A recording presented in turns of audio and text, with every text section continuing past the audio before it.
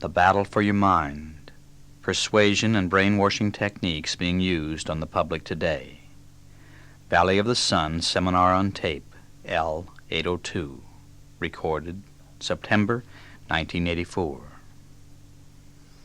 Hello, I'm Dick Sutphen, and this tape is a studio-recorded, expanded version of a talk I delivered at the World Congress of Professional Hypnotists Convention in Las Vegas, Nevada. Now, although the tape carries a copyright to protect it from unlawful duplication for sale by other companies, in this case, I invite individuals to make copies and give them to friends or anyone in a position to communicate this information. Although I've been interviewed about the subject on many local and regional radio and TV talk shows, large-scale mass communication appears to be blocked, since it could, of course, result in suspicion or investigation of the very media presenting it, or the sponsors that support the media. Now, some government agencies do not want this information generally known, nor do the born-again Christian movement, cults, and many human potential trainings. Everything I will relate only exposes the surface of the problem. I don't know how the misuse of these techniques can be stopped. I don't think it's possible to legislate against that which often cannot be detected. And if those who legislate are using these techniques, there is little hope of affecting laws to govern usage. I do know that the first step to initiate change is to generate interest. In this case, that will probably only result from an underground effort. Now, in talking about this subject, I am talking about my own business. I know it, and I know how effective it can be. I produce hypnosis and subliminal tapes, and in some of my seminars I use conversion tactics to assist participants to become independent and self-sufficient. But any time I use these techniques, I point out that I am using them, and those attending have a choice to participate or not. They also know what the desired result of participation will be.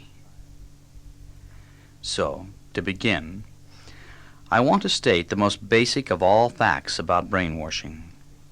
In the entire history of man, no one has ever been brainwashed and realized or believed that he had been brainwashed. Those who have been brainwashed will usually passionately defend their manipulators, claiming that they have simply been shown the light, or have been transformed in miraculous ways. Conversion is a nice word for brainwashing, and any study of brainwashing has to begin with the study of Christian revivalism in 18th century America. Apparently, Jonathan Edwards accidentally discovered the techniques during a religious crusade in 1735 in Northampton, Massachusetts. By inducing guilt and acute apprehension, and by increasing the tension, the sinners attending his revival meetings would break down and completely submit. Now, technically, what Edwards was doing was creating conditions that wipe the brain slate clean so that the mind accepts new programming. The problem was that the new input was negative. He would tell them, "You're a sinner. You're destined for hell." As a result, one person committed suicide, and another attempted suicide. And the neighbors of the suicidal converts related that they, too, were affected so deeply that although they had found eternal salvation, they were obsessed with a diabolical temptation to end their own lives. Now, once a preacher, cult leader, manipulator, or authority figure creates the brain phase to wipe the brain slate clean, his subjects are wide open. New input in the form of suggestion can be substituted for their previous ideas. Because Edwards didn't turn his message positive until the end of the revival, many accepted the negative suggestions and acted or desired to act upon them. Charles J. Finney was another Christian revivalist who used the same techniques 4 years later in mass religious conversions in New York. And the techniques are still being used today by Christian revivalists, cults, human potential trainings, some business rallies, and the United States Armed Services, to name just a few. Now let me point out here that I don't think most revivalist preachers realize or know they are using brainwashing techniques. Edwards simply stumbled upon a technique that really worked, and others have copied it and continued to copy it over 200 years. And the more sophisticated our knowledge and technology become, the more effective the conversion. I feel strongly that this is one of the major reasons for the increasing rise in Christian fundamentalism, especially the televised variety, while most of the orthodox religions are declining. The Christians may have been the first to successfully formulate brainwashing, but we have to look to Pavlov, the Russian scientist, for a technical explanation. In the early 1900s, his work with animals opened the door to further investigations with humans. After the revolution in Russia, Lenin was quick to see the potential of applying Pavlov's research to his own ends. 3 distinct and progressive states of transmarginal inhibition were identified by Pavlov. The first is the equivalent phase, in which the brain gives the same response to both strong and weak stimuli.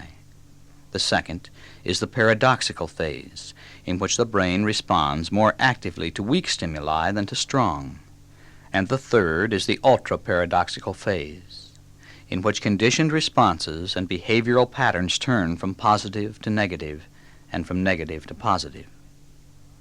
With the progressions through each phase, the degree of conversion becomes more effective and complete.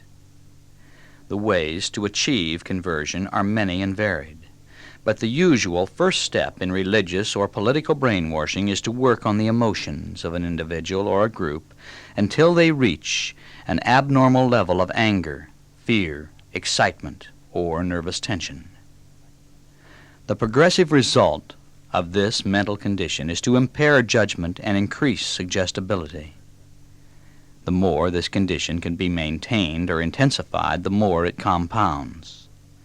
Once catharsis, or the first brain phase, is reached, the complete mental takeover becomes easier. Existing mental programming can be replaced with new patterns of thinking and behavior. Other, often used physiological weapons to modify normal brain functions are fasting, radical or high-sugar diets, physical discomforts, regulation of breathing, mantra chanting and meditation, the disclosure of awesome mysteries, special lighting and sound effects, programmed response to incense or intoxicating drugs. Now, the same results can be obtained in contemporary psychiatric treatment by electrical shock treatments, and even by purposely lowering a patient's blood sugar level with insulin injections. Before I talk about exactly how some of the techniques are applied, I want to point out that hypnosis and conversion tactics are two distinctively different things, and that conversion techniques are far more powerful. However, the two are often mixed with powerful results. So, let's start with revivalist preachers, the fire and brimstone Pentecostals and fundamentalists.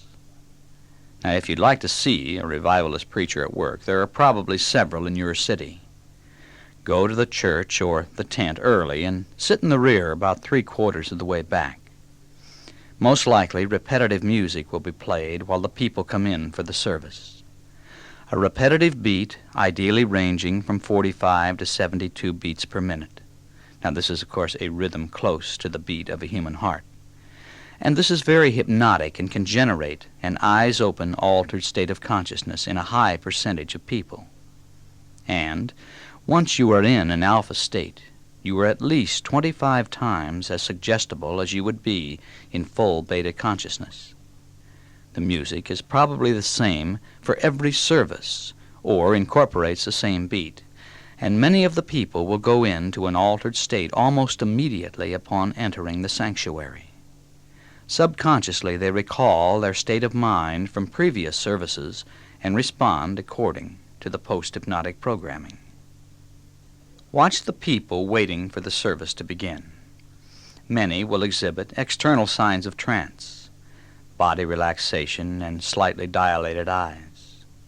Often they will begin swaying back and forth with their hands in the air while sitting in their chairs. Now next, the assistant pastor will probably come out, and he usually speaks with a pretty good voice roll. A voice roll is a patterned pace style used by hypnotists when inducing a trance. It is also used by many lawyers, several of whom are highly trained hypnotists, when they desire now to entrench a point firmly in the minds of the jurors. A voice roll can sound as if the speaker were talking to the beat of a metronome, or it may sound as though he were emphasizing every word in a monotonous, patterned style. The words will usually be delivered at the rate of 45 to 60 beats per minute, maximizing the hypnotic effect. Now the assistant pastor begins the build-up process. He induces an altered state of consciousness and or begins to generate the excitement and the expectations of the audience. Next, a group of young women in sweet and pure chiffon dresses might come out to sing a song. Gospel songs are great for building excitement and involvement. In the middle of the song, one of the girls might be smitten by the Spirit and fall down or react as if possessed by the Holy Spirit. This very effectively increases the intensity in the room. At this point, hypnosis and conversion tactics are being mixed, and the result is the audience's attention span is now totally focused upon the communication, while the environment becomes more exciting or tense. Right about this time, when an eyes-open, mass-induced alpha mental state has been achieved, they will usually pass the collection plate or basket. In the background, a 45 beat per minute voice roll from the assistant preacher might exhort, "Give to God, give to God, give to God." And the audience does give. God may not get the money, but his already wealthy representative will.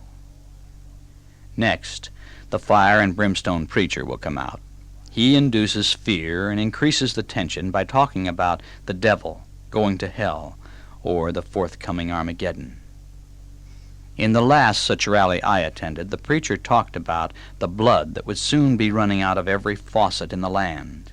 He was also obsessed with the bloody axe of God which people had seen hanging above the pulpit the previous week. I have no doubt that they saw it.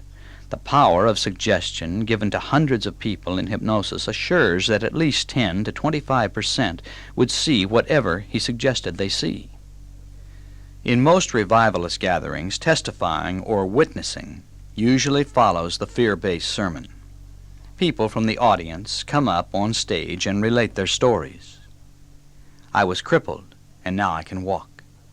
I had arthritis, and now it's gone. It is a psychological manipulation that works. After listening to numerous case histories of miraculous healings, the average guy in the audience with a minor problem is sure he can be healed. The room is charged with fear, guilt, intense excitement, and expectations. Now those who want to be healed are frequently lined up around the edge of the room, or they are told to come down to the front. The preacher might touch them on the head firmly and scream, "Be healed!" This releases the psychic energy, and for many, catharsis results. Catharsis is a purging of repressed emotions. Individuals might cry, fall down, or even go into spasms. And if catharsis is affected, they stand a chance of being healed. In catharsis, which would be one of the 3 brain phases that I mentioned earlier, the brain slate is temporarily wiped clean, and the new suggestion is accepted. For some, the healing may be permanent. For many, it will last 4 days to a week, which is, incidentally, how long a hypnotic suggestion given to a somnambulistic subject will usually last. Even if the healing doesn't last, if they come back every week, the power of suggestion may continually override the problem, or sometimes, sadly, it can even mask a physical problem which could prove to be very detrimental to the individual in the long run. I'm not saying that legitimate healings do not take place. They do. Maybe the individual was ready to let go of the negativity that caused the problem in the first place. and maybe it was the work of God. Yet I contend that it can be explained with existing knowledge of brain-mind function. The techniques and staging will vary from church to church. Many use speaking in tongues to generate catharsis in some, while the spectacle creates intense excitement in the observers. The use of hypnotic and conversion techniques by religions is sophisticated, and professionals are assuring that they become even more effective. A man in Los Angeles is designing, building, and reworking a lot of churches around the country. He tells ministers what they need and how to use it. This man's track record indicates that the congregation and the monetary income will double if the minister follows his instructions. He admits that about 80% of his efforts are in the sound system and lighting. Powerful sound and the proper use of lighting are of primary importance in inducing an altered state of consciousness. I've been using them for years in my own seminars. However, my participants are fully aware of the process and what they can expect as a result of their participation. All right, now next I want to talk about the 6 conditions to generate conversion. Cults and human potential organizations are always looking for new converts. To attain them, they must also create a brain phase, and they often need to do it within a short amount of time, a weekend or maybe even a day. Now, the following are the 6 primary techniques used to generate the conversion. Number 1. The meeting or training takes place in an area where participants are cut off from the outside world. This may be any place, a private home, a remote or rural setting, or even a hotel ballroom where the participants are allowed only limited bathroom usage. In human potential trainings, the controllers will give a lengthy talk about the importance of keeping agreements in life. The participants are told that if they don't keep agreements, their life will never work. It's a good idea to keep agreements, but the controllers are subverting a very positive human value for selfish purposes. Participants vow to themselves and their trainer that they will keep their agreements. Anyone who does not will be intimidated into agreement or forced to leave. Now, the next step is to agree to complete the training, thus assuring a high percentage of conversions for the organization. They will usually have to agree not to take drugs, smoke, and sometimes not to eat, or they are given such a short meal break that it creates tension. The real reason for the agreements is to alter internal chemistry, which generates anxiety and hopefully causes at least a slight malfunction of the nervous system, which in turn increases the conversion potential. Now, before the gathering is complete, the agreements will be used to ensure that the new converts go out and find new participants. They are intimidated into agreeing to do so before they leave. Since the importance of keeping agreements is so high on their priority list, the converts will twist the arms of everyone they know, attempting to talk them into attending a free introductory session offered at a future date by the organization. The new converts are zealots.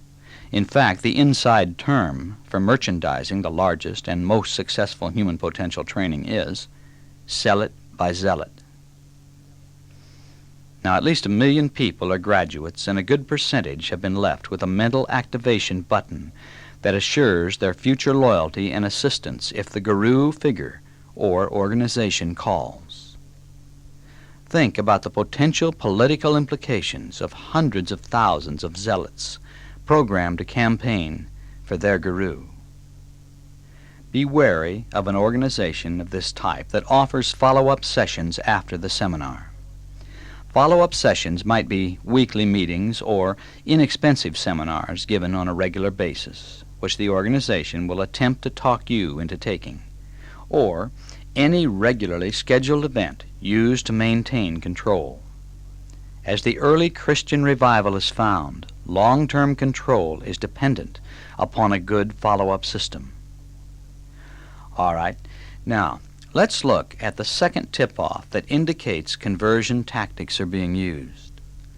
A schedule is maintained that causes physical and mental fatigue. This is primarily accomplished by long hours in which the participants are given no opportunity for relaxation or reflection. All right, now here's the third tip-off. Techniques are used to increase the tension in the room or environment. And here's number 4, uncertainty. I could spend hours relating various techniques to increase tension and generate uncertainty. Basically, the participants are concerned about being put on the spot or encountered by the trainers. Guilt feelings are played upon.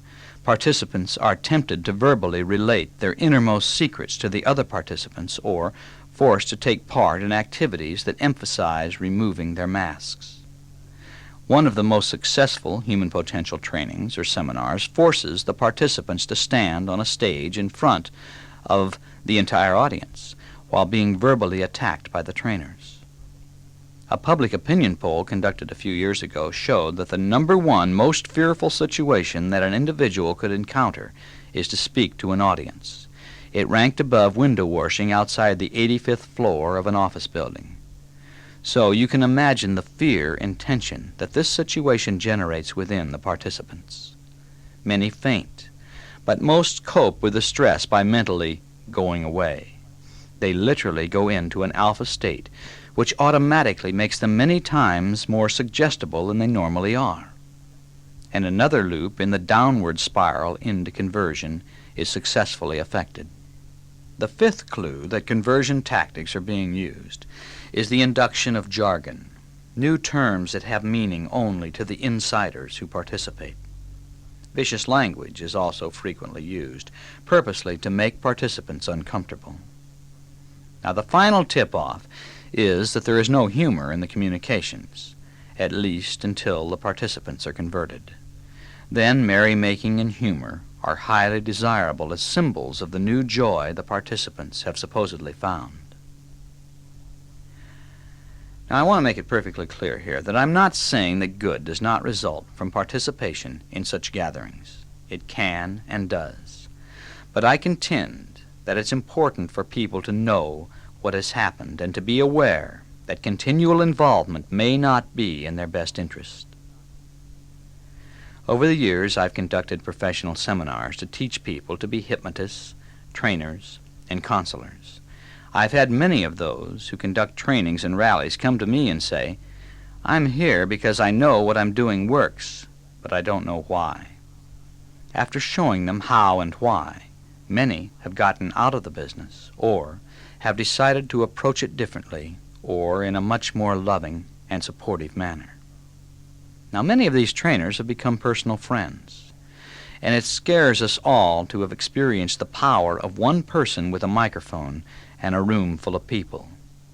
Add a little charisma, and you can count on a high percentage of conversion. The sad truth is that a high percentage of people want to give away their power. They are true believers. Cult gatherings or human potential trainings are an ideal environment to observe firsthand what is technically called the Stockholm Syndrome. This is a situation in which those who are intimidated, controlled, or made to suffer begin to love, admire, and even sometimes sexually desire their controllers or captors. But let me inject a word of warning here. If you think you can attend such gatherings and not be affected, you are probably wrong. A perfect example is the case of a woman who went to Haiti on a Guggenheim Fellowship to study Haitian voodoo. In her report, she related how the music eventually induced uncontrollable bodily movement and an altered state of consciousness. Although she understood the process and thought herself above it, when she began to feel herself become vulnerable to the music, she attempted to fight it and turned away. Anger or resistance almost always assures conversion. A few moments later, she was possessed by the music and began dancing in a trance around the voodoo meeting house. A brain phase had been induced by the music and the excitement, and she awoke feeling reborn. The only hope of attending such gatherings without being affected is to be the Buddha and allow no positive or negative emotions to surface. and few people are capable of such detachment. Now, before I go on, let's go back to the 6 tip-offs to conversion.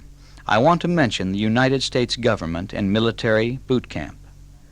The Marine Corps talks about breaking men down before rebuilding them as new men, as Marines. Well, that's exactly what they do. The same way a cult breaks its people down and rebuilds them as happy flower sellers on your local street corner. Every one of the 6 conversion techniques are used in boot camp. Now, considering the needs of the military, I'm not making a judgment as to whether that is good or bad. It is a fact that the men are effectively brainwashed. Those who won't submit must be discharged or spend much of their time in the brig.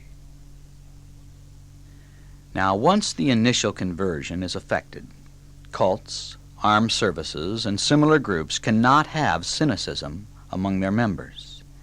Members must respond to commands and do as they are told, otherwise they are dangerous to the organizational control. Now, this is normally accomplished as a 3-step decognition process. Step 1 is alertness reduction. The controllers cause the nervous system to malfunction, making it difficult to distinguish between fantasy and reality. This can be accomplished in several ways. Poor diet is one. Watch out for brownies and Kool-Aid. The sugar throws the nervous system off. More subtle is the spiritual diet used by many cults. They eat only vegetables and fruits, and without the grounding of grains, nuts, seeds, dairy products, fish, or meat, an individual becomes mentally spacey. Inadequate sleep is another primary way to reduce alertness, especially when combined with long hours of work or intense physical activity.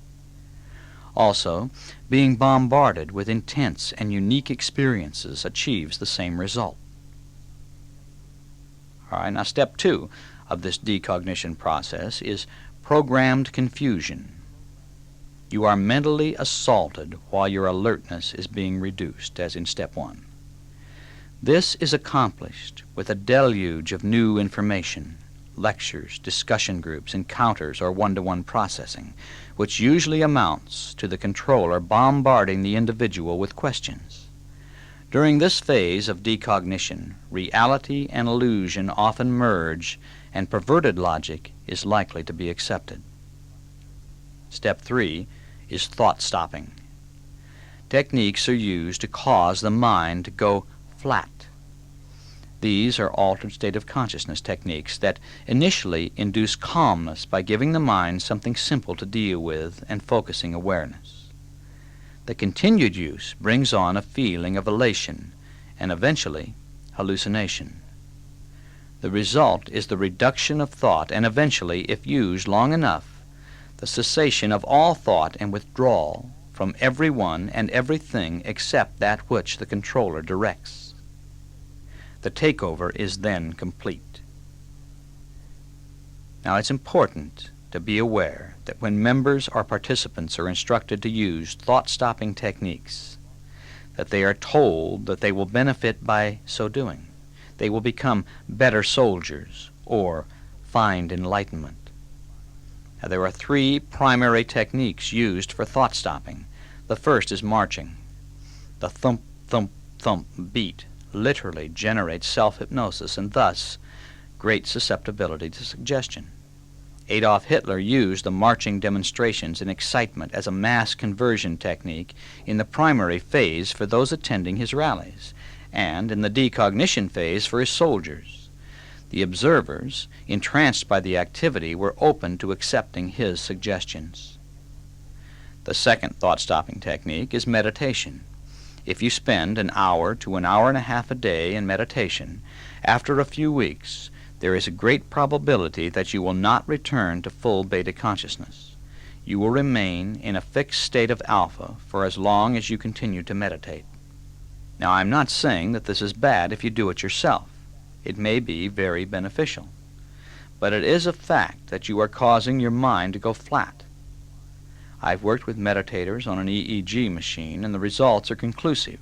The more you meditate, the flatter your mind becomes until eventually, and especially if used to excess or in combination with decognition, all thought ceases. Now, some spiritual groups see this as nirvana, which is bullshit. It is simply a predictable physiological result. And if heaven on earth is non-thinking and non-involvement, I really question why we are here. The third thought-stopping technique is chanting, and often chanting in meditation. Speaking in tongues can also be included in this category. All three thought-stopping techniques produce an altered state of consciousness. This may be very good if you are controlling the process, for you also control the input. I personally use at least one self-hypnosis programming session every day, and I know how beneficial it is for me. But you need to know that if you use these techniques to the degree of remaining continually in alpha, that although you'll be very mellow, you'll also be very suggestible. Now, before ending this section on conversion, I want to talk about the people who are most susceptible to it, and about mass movements. I am convinced that at least a third of the population is what Eric Hoffer calls true believers. They are joiners and followers, people who want to give away their power. They look for answers, meaning, and enlightenment outside themselves. Hoffer, who wrote The True Believer, a classic book on mass movements, says, "True believers are not intent on bolstering and advancing a cherished self, but are those craving to be rid of an unwanted self. They are followers not because of a desire for self-advancement, but because it can satisfy their passion for self-renunciation." Hoffer also says that true believers are eternally incomplete and eternally insecure. I know this from my own experience. In my years of communicating concepts and conducting seminar trainings, I have run into them again and again and again, and all I can do is attempt to show them that the only thing to seek is the true self within. Their personal answers are to be found there and there alone.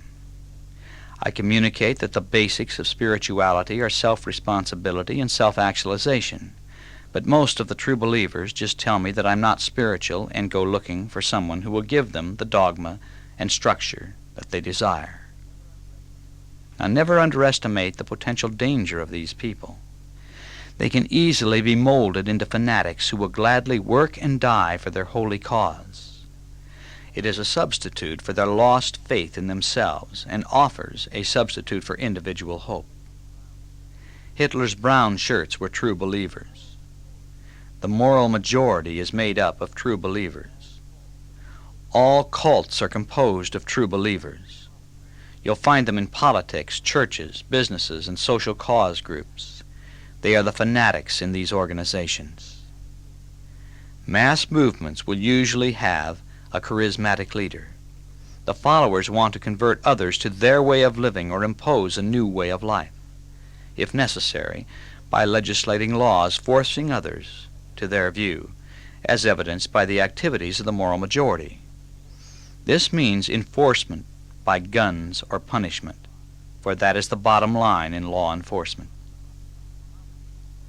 A common hatred, enemy, or devil is essential to the success of a mass movement. Hitler's devil was the Jews. The born-again Christians have Satan himself, but that isn't enough. They've added the occult, the New Age thinkers, and lately those who oppose their integration of church and politics, as evidenced in their political re-election campaigns against those who oppose their views. In revolutions, the devil is usually the ruling power or the aristocracy. Some human potential trainings or human potential movements are far too clever to ask their graduates to join anything, thus labeling themselves a cult.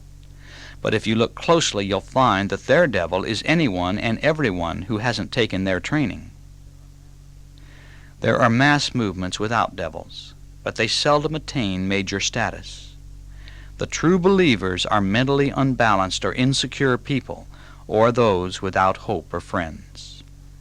People don't look for allies when they love, but they do when they hate or become obsessed with a cause. and those who desire a new life and a new order feel the old ways must be eliminated before the new order can be built. Persuasion isn't technically brainwashing, but it is the manipulation of the human mind by another individual without the manipulated party being aware what caused his opinion shift.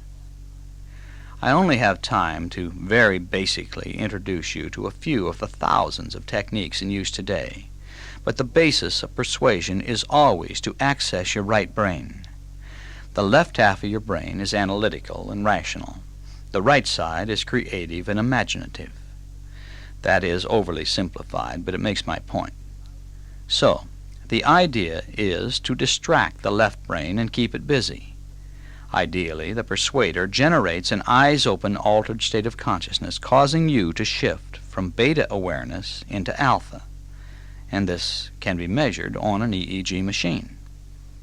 Now first, let me give you an example of distracting the left brain. Politicians use these powerful techniques all the time. Lawyers use many variations, which I've been told they call tightening the noose. Assume for a moment that you are watching a politician give a speech. First, he might generate what is called a yes set. Now, these are statements that will cause most listeners to agree. They might even unknowingly nod their head in agreement. Next comes the truisms. These are usually facts that could be debated, but once the politician has his audience agreeing, the odds are in the politician's favor that the audience won't stop to think for themselves, thus continuing to agree. And last comes the suggestion. This is what the politician wants you to do, and since you've been agreeing all along, you could be persuaded to accept the suggestion. Now, if you'll listen closely to my political speech, you'll find that the first three statements are the yes set, the next three are truisms, and the last is the suggestion. Ladies and gentlemen, are you angry about high food prices? Are you tired of astronomical gas prices? Are you sick of out-of-control inflation? Well, you know the other party allowed 18% inflation last year. You know crime has increased 50% nationwide in the last 12 months, and you know your paycheck hardly covers your expenses anymore. Well, the answer to resolving these problems is to elect me, John Jones, to the U.S. Senate. And I think you've heard all that before. But you might also watch for what are called embedded commands. As an example, on key words, the speaker would make a gesture with his left hand, which research has shown is more apt to access your right brain. Today's media-oriented politicians and spellbinders are often carefully trained by a whole new breed of specialists who are using every trick in the book, both old and new, to manipulate you into accepting their candidate. The concepts and techniques of neurolinguistics are so heavily protected that I found out the hard way that to even talk about them publicly or in print results in threatened legal action. Yet, neurolinguistic training is readily available to anyone willing to devote the time and pay the price. It is some of the most subtle and powerful manipulation I have yet been exposed to. A good friend who recently attended a 2-week seminar on neurolinguistics found that many of those she talked to during the breaks were government people. Now, another technique that I'm just learning about is unbelievably slippery. It's called an interspersal technique, and the idea is to say one thing with words but plant a subconscious impression of something else in the mind of the listener or the watchers. Now, let me give you an example. Assume you are watching a television commentator make the following statement. Senator Johnson is assisting local authorities to clear up the stupid mistakes of companies contributing to the nuclear waste problems. Now that sounds like a statement of fact. But if the speaker emphasizes the right words, and especially if he makes the proper hand gestures on key words, you could be left with a subconscious impression that Senator Johnson is stupid. Now, that was the subliminal goal of the statement, and the speaker cannot be called to account for anything. persuasion techniques, are also frequently used on a much smaller scale with just as much effectiveness. The insurance salesman knows his pitch is likely to be much more effective if he can get you to visualize something in your mind. This is right brain communication. For instance, he might pause in his conversation, look slowly around your living room and say, "Can you just imagine this beautiful home burned to the ground?" Of course you can. It is one of your unconscious fears, and when he forces you to visualize it, you are more likely to be manipulated into signing his insurance policy. The Hare Krishnas operating in every airport use what I call shock and confusion techniques to distract the left brain and communicate directly with the right brain. While waiting for a plane, I once watched one operate for over an hour. He had a technique of almost jumping in front of someone. Initially, his voice was loud and then dropped as he made his pitch to take a book and contribute money to the cause. Usually, when people are shocked, they immediately withdraw. In this case, they were shocked by the strange appearance, sudden materialization, and loud voice of the Hare Krishna devotee. In other words, the people went into an alpha state for security because they didn't want to confront the reality right there before them. In alpha, they were highly suggestible, so they responded to the suggestion of taking the book. The moment they took the book, they felt guilty and responded to the second suggestion, give money. We are all conditioned that if someone gives us something, we have to give them something in return. In this case, it's money. While watching this hustler, I was close enough to notice that many of the people he stopped exhibited an outward sign of alpha. Their eyes were actually dilated. All right, now let's move on to subliminal programming. Subliminals are hidden suggestions that only your subconscious perceives.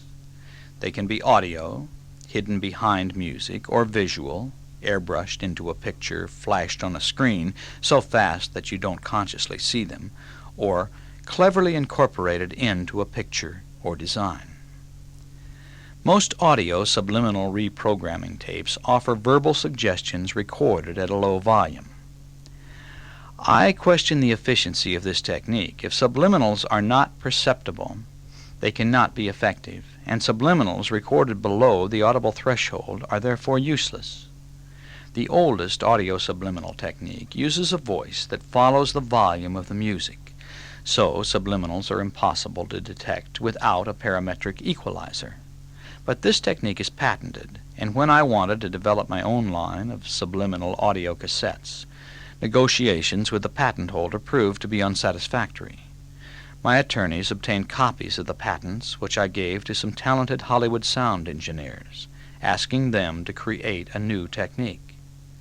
They found a way to psychoacoustically modify and synthesize the suggestions so that they are projected in the same chord and frequency as the music, thus giving them the effect of being part of the music. But we found that in using this technique, there is no way to reduce various frequencies to detect the subliminals. In other words, although the suggestions are being heard by the subconscious mind, they cannot be monitored with even the most sophisticated of equipment. If we were able to come up with this technique as easily as we did, I can only imagine how sophisticated the technology has become with unlimited government or advertising funding. And I shudder to think about the propaganda and commercial manipulation that we are exposed to on a daily basis. There is simply no way to know what is behind the music you hear. It may even be possible to hide a second voice behind the voice to which you are listening. The series of books by Wilson Bryan Key, Ph.D., on subliminals in advertising and political campaigns well documents the misuse in many areas, especially printed advertising in newspapers, magazines, and posters. The big question about subliminals is, do they work? And I guarantee you they do. Not only from the response of those who have used my tapes, but from the response or the results of such programs as the subliminals behind the music in department stores. Supposedly the only message is instructions not to steal, and one East Coast department store chain reported a 37% reduction in thefts in the first 9 months of testing. A 1984 article in the technical newsletter, Brain Mind Bulletin, states that as much as 99% of our cognitive activity may be non-conscious. Now, this is according to the director of the Laboratory for Cognitive Psychophysiology at the University of Illinois. The lengthy report ends with the statement, "These findings support the use of subliminal approaches such as tape suggestions for weight loss and the therapeutic uses of hypnosis and neuro-linguistic programming." Now, I could relate many stories that support subliminal programming, but I'd rather use my time to make you aware of even more subtle uses of such programming. I have personally experienced sitting in a Los Angeles auditorium with over 10,000 people who were gathered to listen to a current charismatic figure. 20 minutes after entering the auditorium, I became aware that I was going in and out of an altered state. Those accompanying me experienced the same thing. Since it is our business, we were aware of what was happening, but those around us were not.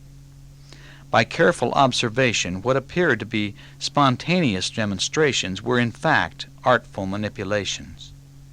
The only way I could figure that the eyes-open trance had been induced was that a 6 to 7 cycle per second vibration was being piped into the room behind the air conditioner sound. That particular vibration generates alpha, which would render the audience highly susceptible. 10 to 25% of the population is capable of a somnambulistic level of altered states of consciousness. For these people, the suggestions of the speaker, if non-threatening, could potentially be accepted as commands. Now this leads to the mention of vibrato.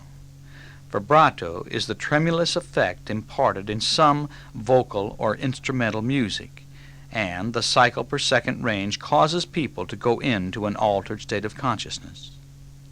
At one period of English history, singers whose voices contained pronounced vibrato were not allowed to perform publicly because listeners would go into an altered state and have fantasies, often sexual in nature.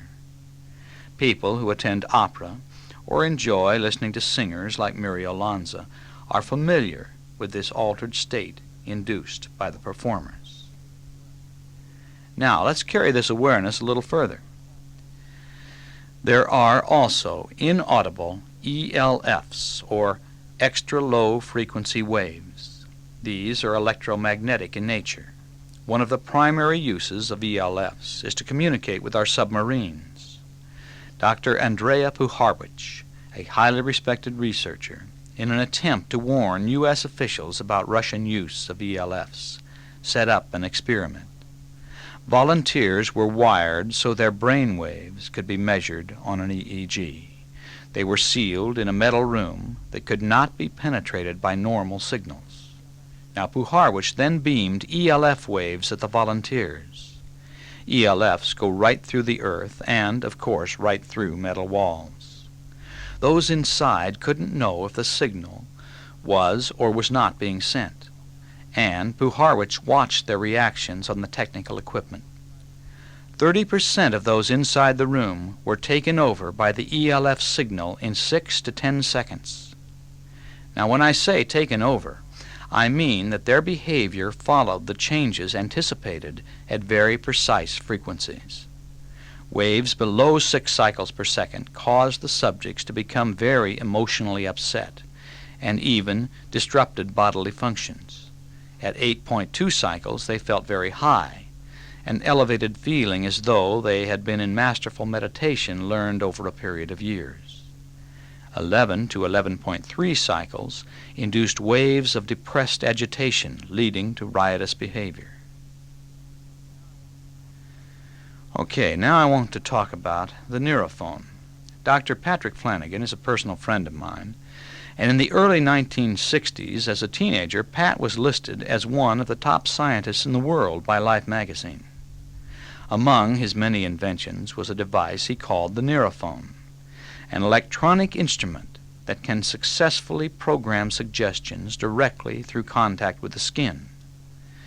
When he attempted to patent the device, the government demanded that he prove that it worked.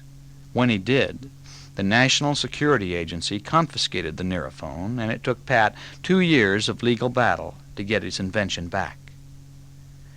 In using the device, you don't hear or see a thing. It is applied to the skin, which Pat claims is the source of special senses.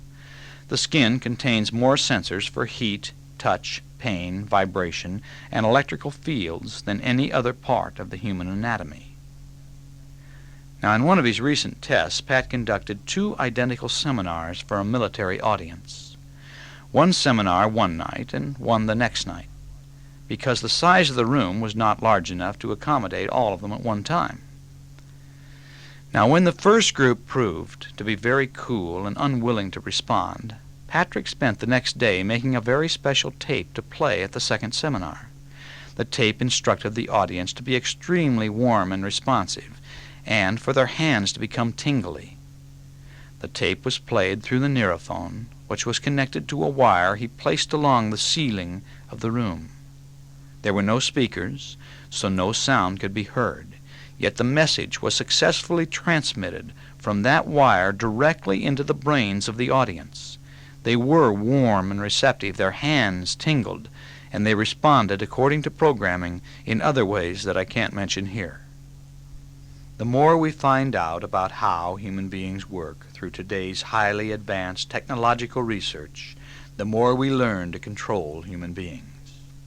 And what probably scares me the most is that the medium for takeover is already in place.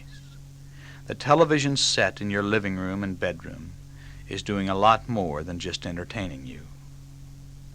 Before I continue, let me point out something else about an altered state of consciousness.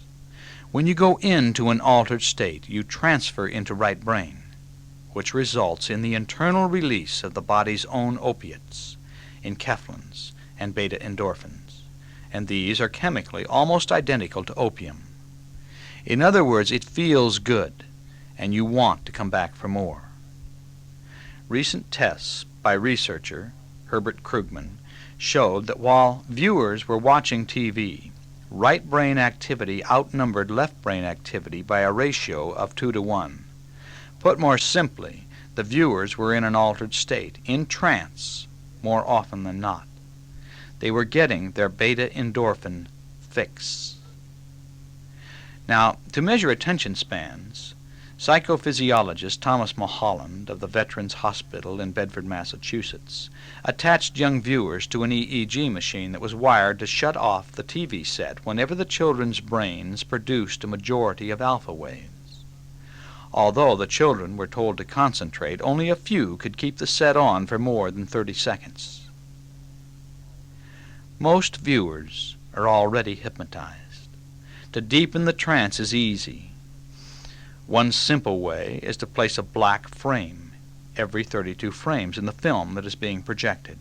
This creates a 45 beat per minute pulsation perceived only by the subconscious mind, the ideal pace to generate deep hypnosis.